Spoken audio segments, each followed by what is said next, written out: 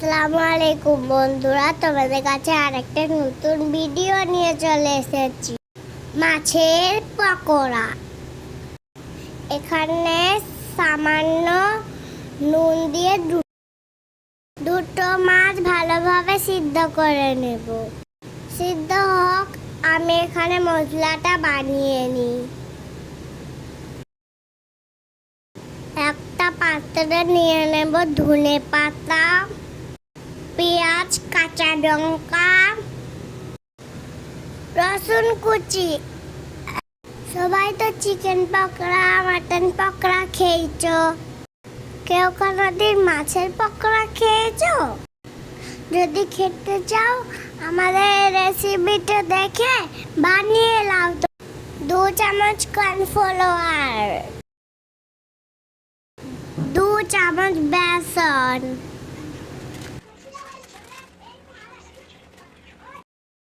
Half চামচ ajwain, half চামচ কালো জিরে, হাফ চামচ গরম মশলা, হাফ চামচ লঙ্কার গুঁড়ো, হাফ চামচ হলুদ গুঁড়ো, হাফ চামচ জিরে গুঁড়ো।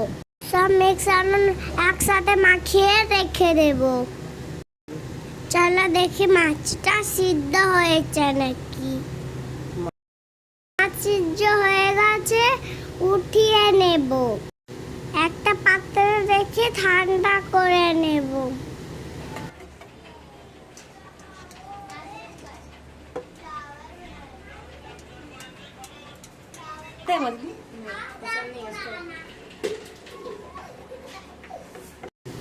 ঠান্ডা হয়ে গেছে, কাঁটাগুলো বেছে নেব।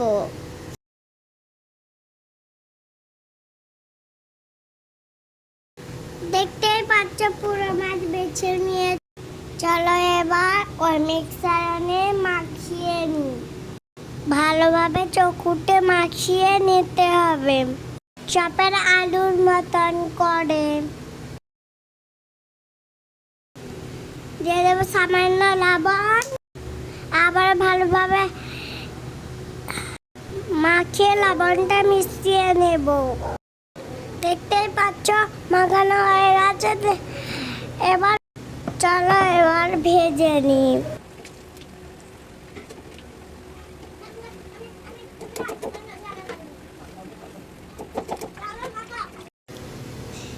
এরকম করে নিয়ে আমি তেলে ছেড়ে দেব।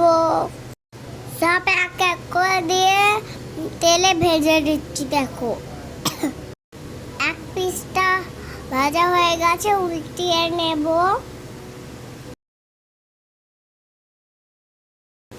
দেখো কত সুন্দরভাবে ভাজা হয়েছে, উঠিয়ে নিই। মাছের বড়া এভাবে বানাবে, খেতে দারুণ লাগবে। বাই, আসসালামু আলাইকুম। দেখা হচ্ছে পরের ভিডিওতে।